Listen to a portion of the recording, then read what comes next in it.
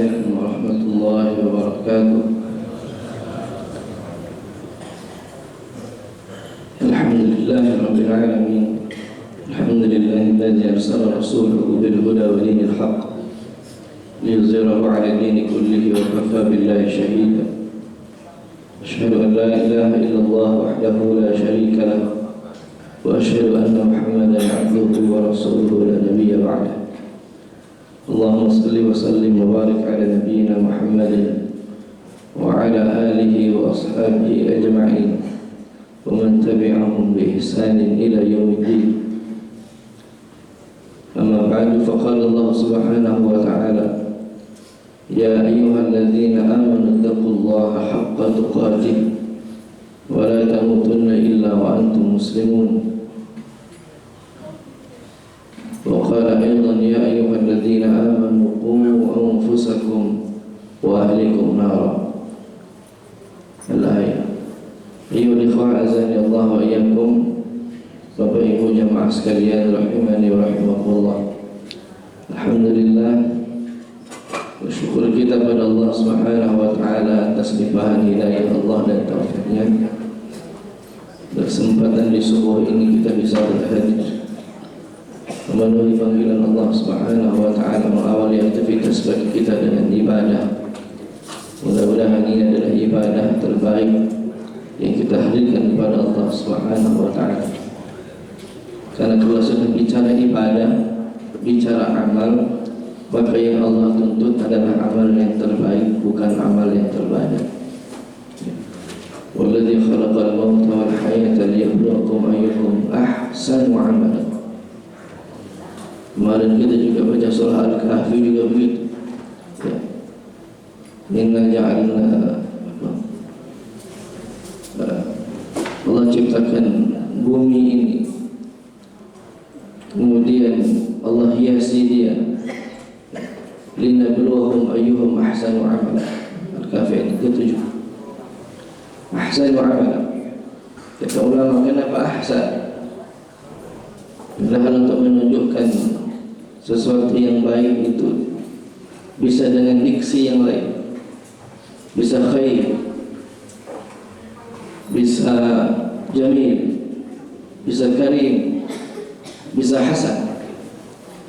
Allah memilih kalimat, memilih kata hasan, bahkan dengan mubalaghah, superlatif, ahsan, ahsan amala.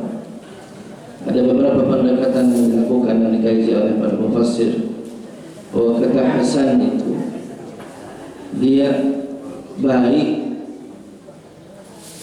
dalam pandangan akal. Hasan itu menunjukkan kebaikan juga dalam pandangan hawa. Hasan itu juga menunjukkan kebaikan dalam pandangan indrawi.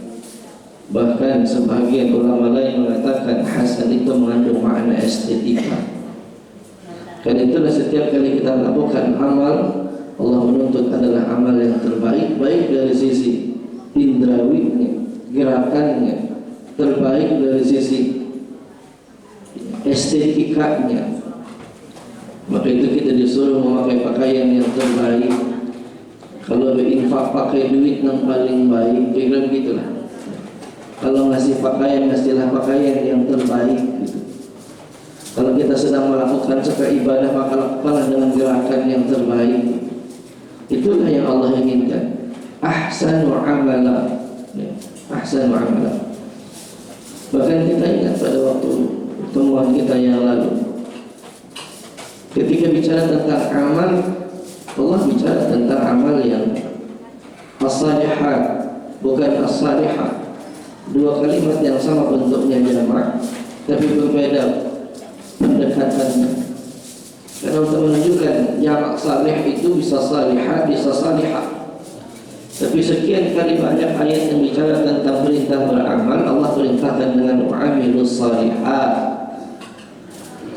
Kata salihat itu menunjukkan jamak qalil, sedangkan as-salihah menunjukkan jamak kasir. Apa maknanya? Allah ingin hanya meminta kepada kita untuk melakukan amal-amal yang berkualitas meskipun sedikit, dibanding dengan amal yang Jadi Allah itu tidak nuntut kita punya banyak amal. Ini kalau bahasa sederhananya, Allah tidak nuntut kita banyak amal, karena Allah tahu bagaimana keadaan kita. Ya. Allah tahu bagaimana kualitas kehidupan kita. Allah tidak nuntut banyak amal, tapi cukup lakukan amal-amal wajib ditambah dengan amal-amal sunnah yang dikuatkan gitu, tapi dengan kualitas yang terbaik, bukan dengan aksar amalan atau bukan dengan akbar amal, tapi dengan ahsanu amalan. Sebagaimana kata ulama, Allah itu sebetulnya mendowngrade harga surga itu untuk memudahkan kita untuk mencapai surga. Jadi diturunkan grade-nya itu supaya kita semua ini punya peluang untuk masuk.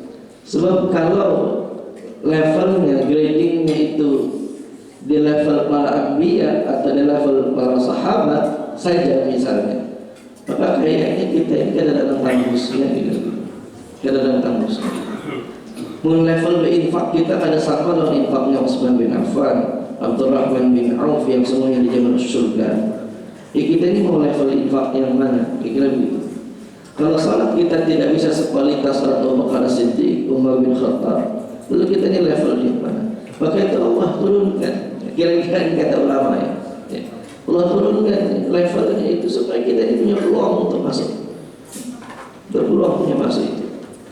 Maka inilah yang harus kita hadirkan dalam setiap ibadah, dalam setiap amal kita. Lakukan amal yang terbaik. Ahsanu amal. Salawat dan salam semoga senantiasa dicurahkan kepada junjungan kita teladan kita Nabi Muhammad sallallahu alaihi wasallam, para keluarga beliau, sahabat dan segala pengikut yang istiqamah hingga akhir zaman. Jemaah sekalian, alhamdulillah, ini musim bagi raport ya. Anak-anak kita mungkin sebagian sudah ada yang terima raport ya, atau mungkin dijadwalkan bagi raport kalau di Banjarmasin ya, tertanggal 17 Desember itu tanggal yang tertulis di raport untuk level SD, SMP dan SMA ya. Kalau di daerah lain mungkin 24 atau mungkin yang lain, tapi kalau di Banjarmasin kelihatannya sama, penanggalan raportnya 17 Desember, entah pembagiannya mau semalam, mau hari ini, mau minggu depan, mau bulan depan, bebas, tapi penanggalannya 17 Desember, kira begitu. Baik, pada saat kita sudah menerima raport anak-anak kita, maka kemudian kita melihat hasil-hasilnya ya, kita mencoba untuk melakukan kalkulasi, melakukan evaluasi. Nah, apakah kemudian pendidikan yang sudah kita berikan kepada anak-anak kita melalui pendidikan di sekolah itu sudah sesuai dengan apa yang menjadi tujuan pendidikan itu sendiri. Jemaah sekalian, kalau kita ingin tarik jauh ya, ingin menarik jauh lebih dalam, apa sebetulnya tujuan pendidikan dalam Islam itu, apa tujuan kita dalam mendidik itu, maka kita bisa buka Quran surah Tahrim ayat yang ke-6. A'udzubillahi minasyaitonir rajim. Ya ayyuhalladzina amanu qu anfusakum wa ahlikum nar. Wahai orang yang beriman, jagalah diri kalian dan keluarga kalian dari siksa neraka. Jagalah diri kalian dan keluarga kalian dari siksa neraka. Menjaga diri dari siksa neraka ini kan bukan hal yang gampang, apalagi menjagakan keluarga, bukan perkara yang mudah. Karena itulah maka upaya untuk melakukan penjagaan itu ya, kita tahu bahwa neraka itu begitu dahsyat siksaannya ya, Allah gambarkan itu dalam banyak ayatnya. Karena itulah maka menjaga diri dan keluarga itu tidak bisa dilakukan dengan sambilan, tidak bisa dilakukan dengan serampangan, tidak bisa dilakukan dengan asal-asalan. Dia harus dilakukan dengan cara yang terbaik. Lalu bagaimana caranya menjaga diri dan keluarga itu dari siksa neraka? Lihatlah tafsirnya Ibnu Katsir sebagaimana perkataan Ali bin Abi Thalib radhiyallahu anhu. Jagalah diri kalian dan keluarga kalian dari siksa neraka itu dengan cara adibuhum wa'alimuhum. didiklah diri kalian dan anak-anak kalian itu dengan adab dan ilmu yang benar. Jadi mendidik anak itu tujuannya adalah untuk menjauhkan anak dari neraka. Ini tujuan paling benar. Karena hanya dengan pendidikan adab dan ilmu yang benar itulah anak-anak kita akan terhindar dari jerat-jerat syaitan yang senantiasa mengarahkan kita dan anak-anak kita kepada jurang neraka. Dan ini tidak hal yang mudah, ya. Huffatil jannatu bil makarih wa huffatin naru bisyahawat. Surga itu dilingkupi, dihiasi dengan hal-hal yang sulit, yang kita tidak sukai. Sedangkan neraka sebaliknya, dia dilingkupi, dihiasi, dipenuhi dengan hal-hal yang menyenangkan nafsu. Maka itu tidak sesuatu yang mudah untuk melakukannya. Dan khitab ini kepada suami, ya, kepada suami. Qu anfusakum itu perintah Allah kepada suami, ya. Karena suamilah, ya, yang telah mengambil tanggung jawab seorang perempuan dari amanah pendidikan orang tua kepada anaknya. Dia ambil tanggung jawab itu kepada dirinya. Maka seorang yang telah mengakad nikahkan gitu, atau yang telah mengambil seorang istri, dia telah melakukan mitsaqan ghalidha, suatu perjanjian yang amat sangat berat itu. Karena dia mengambil tanggung jawab orang tuanya untuk dibebankan kepada dirinya. Lebih-lebih manakala Allah titipkan kepadanya anak. Maka khitab ini bukan saja menjadi bagian dari suami, tapi menjadi ayah. Jadi suami sekaligus ayah. Maka bagi kita Bapak jamaah sekalian, ini tanggung jawab kita untuk menjaga anak-anak kita, istri dan anak-anak kita itu dari neraka. Dengan apa? Ya dengan pendidikan adab dan ilmu yang benar. Oleh sebab itu kalau kita ditanya, ya, kewajiban orang tua itu bukan menyekolahkan sebetulnya. Kewajiban kuitan itu bukan memesantrenkan. Kewajiban orang tua itu bukan memuliakan. Tapi kewajiban orang tua itu mendidik anak-anaknya. Adapun sekolah, pesantren, kampus itu adalah salah satu bagian tempat untuk menghadirkan pendidikan adab dan ilmu yang benar, ya. Dia bisa menjadi tempat untuk bisa mendatangkan kebaikan dalam adab dan ilmu. Tetapi apakah selalu begitu? Belum tentu. Karena boleh jadi ada sekolah, ada pesantren, ada kampus yang tidak justru menghadirkan adab yang baik dan ilmu yang benar, ya. Bisa jadi apabila misalnya niat kita, bahkan misalnya dari niat kita salah, tujuan kita salah, atau tujuan yang dibangun oleh sekolah itu salah, atau kurikulum pendidikan yang digunakan adalah sesuatu yang salah, misalnya, maka tempat itu menjadi bukan satu tempat yang layak untuk kita titipkan anak-anak kita untuk mendapatkan hadirnya anak yang beradab dan berilmu. Ada sekolah misalnya bisa jadi ada sekolah yang tidak memperhatikan urusan adab. Dia hanya bicara tentang intelektualitas, sehingga mau apapun anaknya ngomong itu bukan urusan kami Pak, yang penting bayar SPP. Ada nggak begini di Banjarmasin? Ada Pak, ya. Biasanya guru ekskul ini yang cerita. Biasanya kan guru ekskul itu mobile, ya. Kalau guru tetap kan nggak pernah tahu. Tapi guru ekskul itu biasanya sini ekskul di situ, ekskul di situ, ekskul di situ. Biasanya lalu kita banding. Oh malah jam di sekolah si Anun itu ya. Pada tahu tuh pahlawan perguruan 14 lalu bagi kita tagur baik membalas anak-anaknya mengaji kita ada itu tadi banyak ini ada ya misal ya kayak disampaikan ke lawan sekolah, kepala sekolah atau guru apa itu yang bisa untuk mengingatkan anak-anaknya. Sudah kita sampaikan paisalnya nang lain dari tujuan. Karena jadi anak mereka itu dititipkan untuk mendapatkan ya kemampuan berpikir logik, bukan hal-hal yang bersifat spiritual. Spiritual itu urusan di rumah ibadah, ya. Bukan urusan sekolah. Baik. Ini sesuatu yang boleh dihidup dan ada dalam kehidupan. Apakah ada sekolah yang justru menjauhkan anak-anak kita dari pemahaman ilmu yang benar? Bisa jadi ada. Bisa jadi ada. Kan itu nama kabar hati kita pilih sekolah. Ya.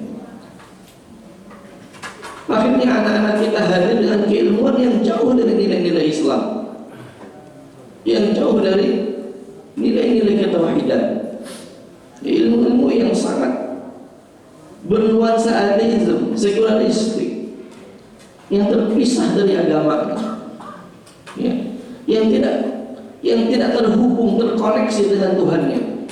Kalau ada kejadian Cianjur misalnya, lalu dia bicara tentang hukum alam, tentang pergeseran, lempengan bumi dan seterusnya, tanpa mengaitkan wa ma asaba min musibatin illa bi'idznillah. Tanpa ada kaitan itu. Kenapa? Karena ilmu yang diajarkan tidak menghadirkan nilai ketuhanan. Ada nggak pada sekolah kita begitu? Mungkin akan jawabannya ada dalam hati kita, banyak kayak begitu. Ya. Banyak.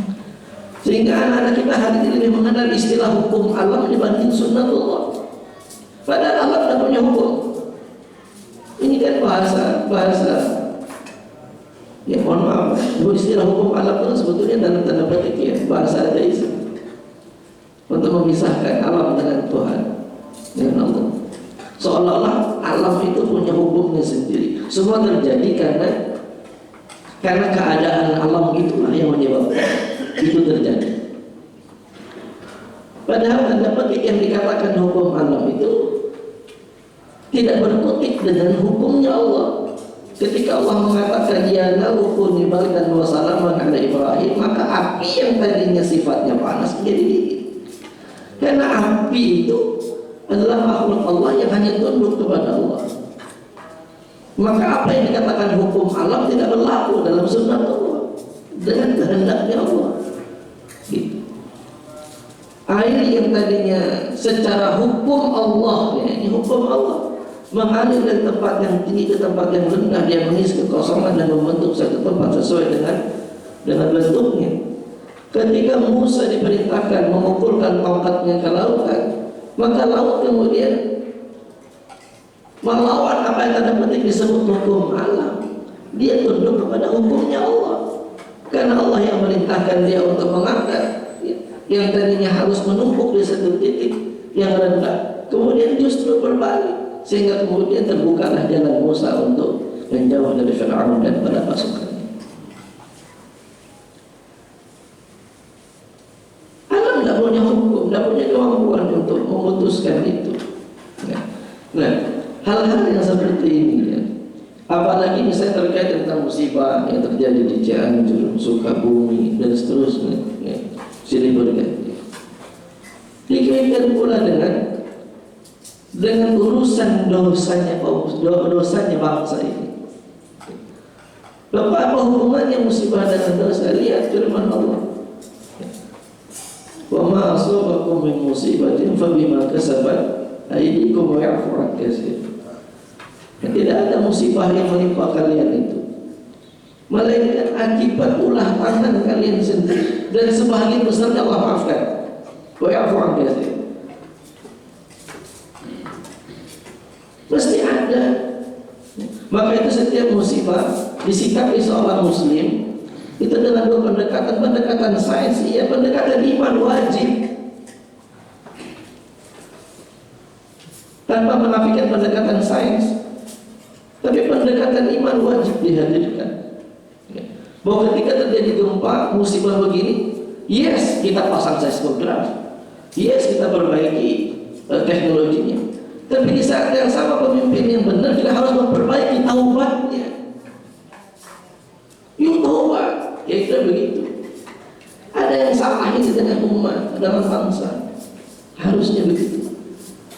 Bukan hanya peduli dengan pasang alat pendeteksi gempa di setiap titiknya semata, itu benar, tapi tidak cukup, tidak cukup. Lalu muncullah kemudian beberapa dai yang menyampaikan bahwa di situ ada pusat kristenisasi, ada pusat kemurtadan, ada pusat, Masya Allah.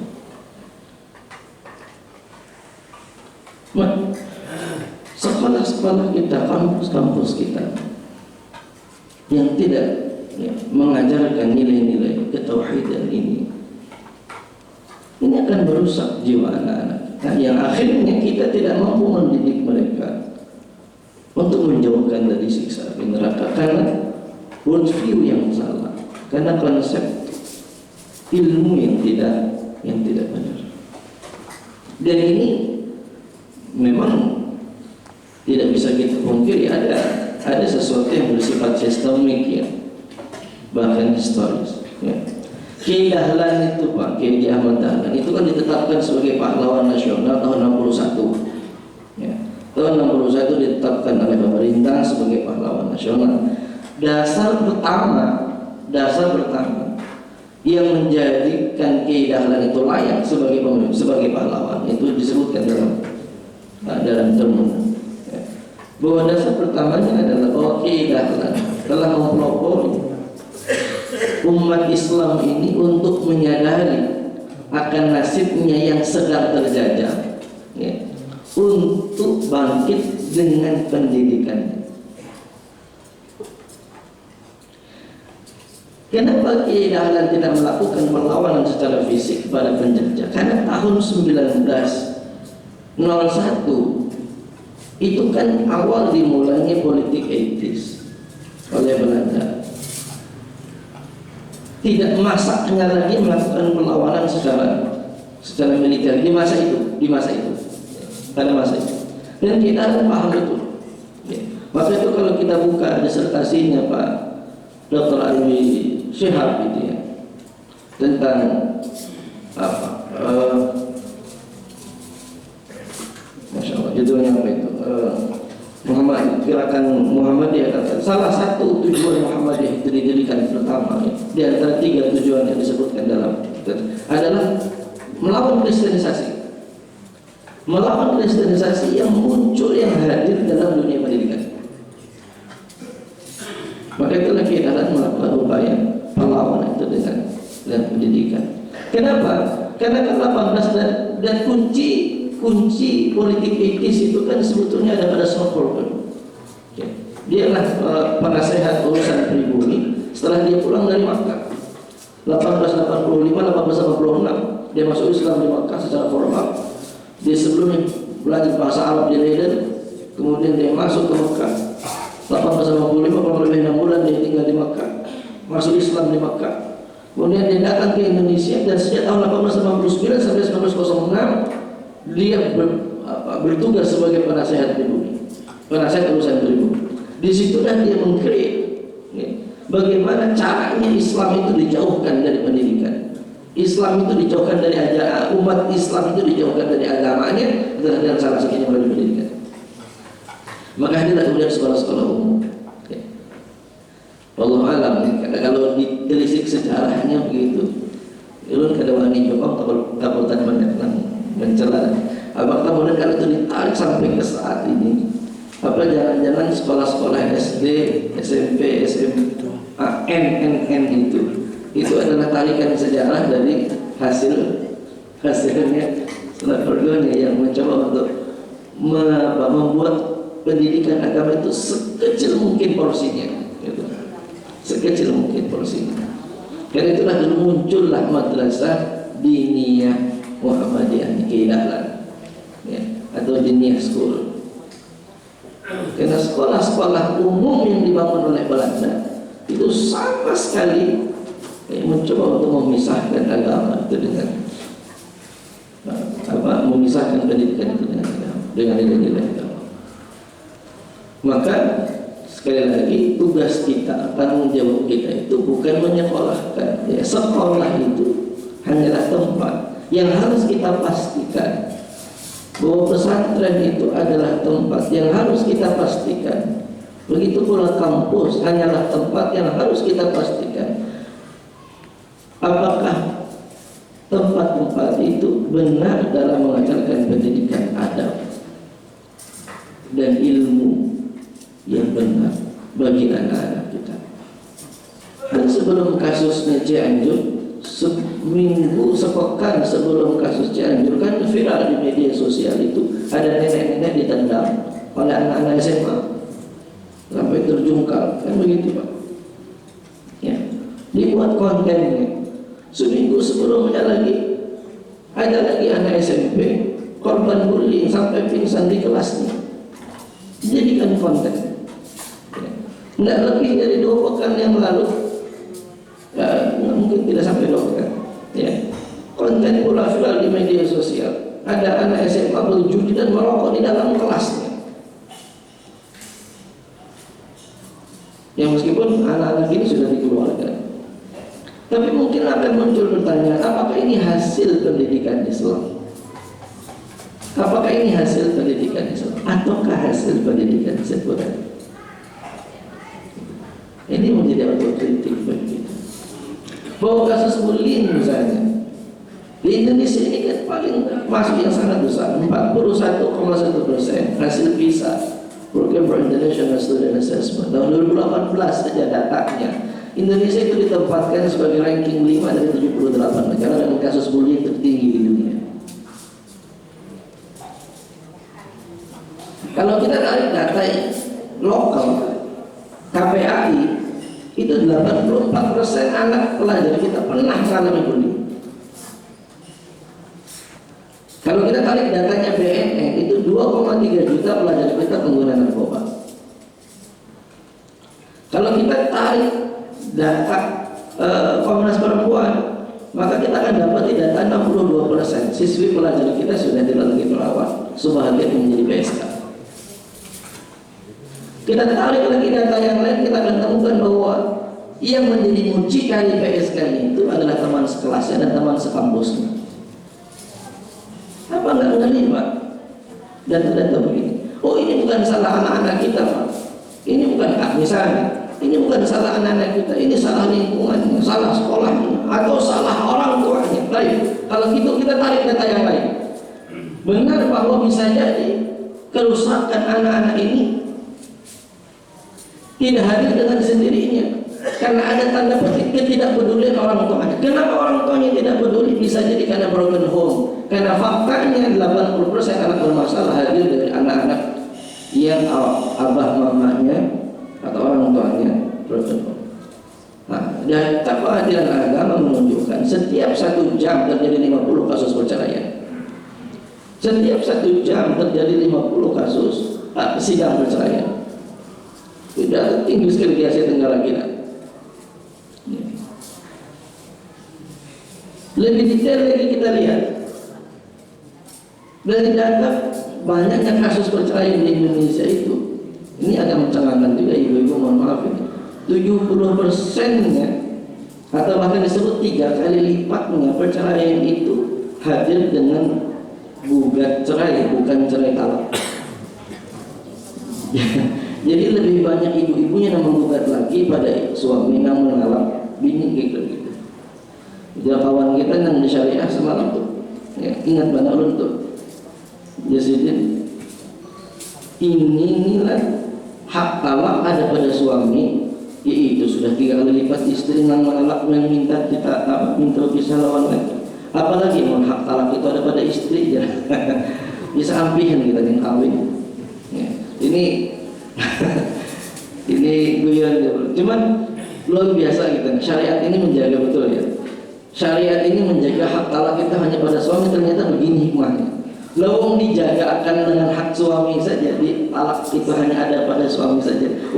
3 kali lipatnya sudah lebih banyak ini yang minta berpisah pada ya, jadi menarik juga data itu, dan itu hampir terjadi di semua wilayah ya, hampir di semua wilayah sama ya. Di Indonesia rata itu, tidak pernah ada daerah itu yang lebih banyak talaknya dibanding gugatnya. Relatif pasti lebih banyak gugatnya dibanding talaknya ya, gugat saya ini.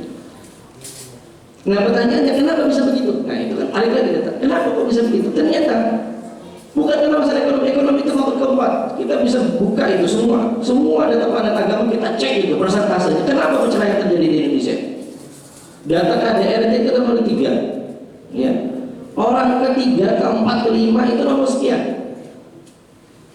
Ekonomi faktor keempat. Faktor pertamanya adalah komunikasi, cekcok yang tidak berkesudahan, tidak mau membangun hubungan komunikasi yang efektif. Nah pertanyaannya, kenapa ini bisa hadir? Kenapa kita bisa tidak mampu membangun komunikasi? Karena pada saat banyak hari ini pasangan menikah, mereka tidak punya ilmunya. Kenapa tidak punya ilmunya? Karena kita tidak punya kurikulumnya. Di Saudi Arabia, di SMA level sanawiyah atau aliyah di tempat kita, itu kan dipisah kurikulum kewanita dan kurikulum, karena nanti ada kurikulum kewanita. Di antara kurikulum mereka itu salah satunya adalah kurikulum rumah tangga. Nah ini dulu pernah usulkan ini, tapi nggak masuk. Ya. Kurikulum rumah tangga itu ada di pesantren sebetulnya, ya. Tapi tidak ada di SMA kita, atau mungkin di aliyah juga belum ada, mungkin ya kalau di aliyah sudah atau belum, tapi setahu belum. Kurikulum kerumah tanggaan, apa hak suami, apa hak istri, apa tanggung jawab istri, apa tanggung jawab suami. Gimana ketika menikah tidak punya ilmu? Apa yang mesti dilakukan? Semata-mata hanya trial and error, sehingga lebih banyak errornya dibanding benar. Iya kalau kepadahan kuitan itu bagus. Ada kuitan yang memang mulai awal mengingatkan begini setiap menikah, suami itu sebagai suami begini luar biasa. Tapi kalau ada orang tua yang tidak paham tentang itu, di mana mendapatkan ilmu tentang sehingga yang terjadi hari ini? Jadi bisa sangat kompleks. Belum lagi bicara tentang yang lain, karena pendidikan tidak bisa berdiri sendiri. Di situ ada politiknya, di situ ada sosialnya. Belum sampai satu artikel misalnya, bagaimanapun kurikulum itu bagusnya Pak, tapi kalau ranah sosial dan politik kita tidak mendukung, contoh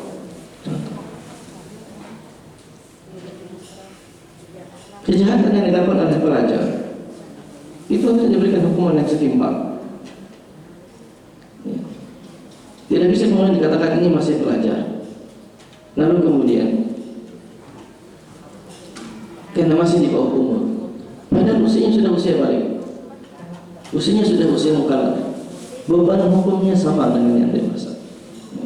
Sehingga ketika ini dilakukan, efek jerahnya kurang. Ya. Secara politik, belum lagi sosial kita, masya Allah tontonan kita, ya. Gimana kita pendidikan karakter sedemikian hebatnya, kurikulum kita sedemikian bagus, tapi kalau tontonannya diizinkan begini, ya. Ada anak sekolah di TV apa itu, tampilannya begitu, ada guru, ada muridnya kan gitu ya Pak, tampil pun tak tiap hari atau tiap malam atau tiap apa itu, ya. Di Trans atau di Global itu. Pokoknya adalah itu yang menceritakan tentang sekolah gitu. Ini kan sebuah fakta yang mengerikan sebetulnya.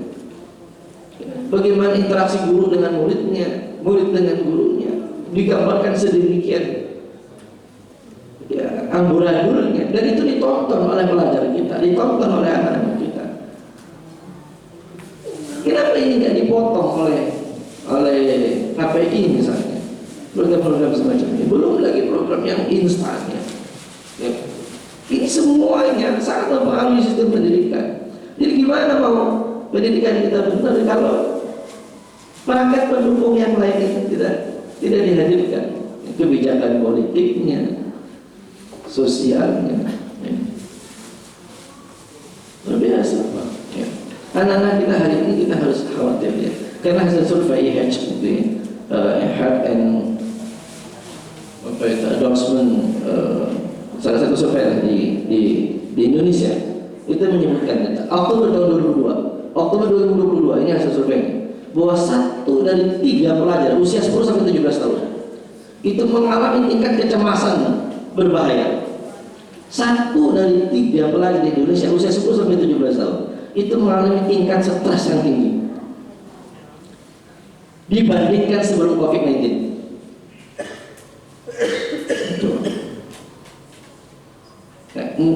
Dulu tidak baca itu analisis kecemasannya. Kenapa? Apakah ketergantungan gadget salah satunya ya.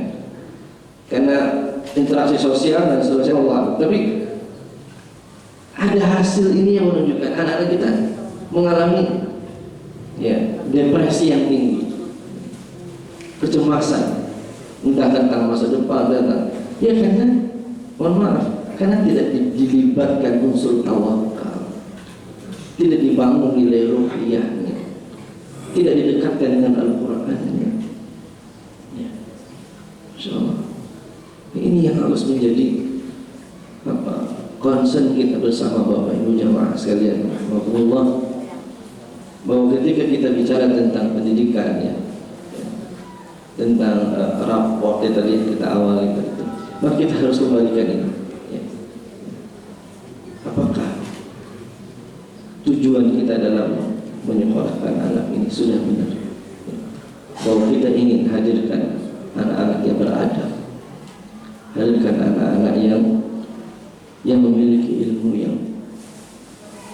yang tidak menyelisihi Tuhan ya.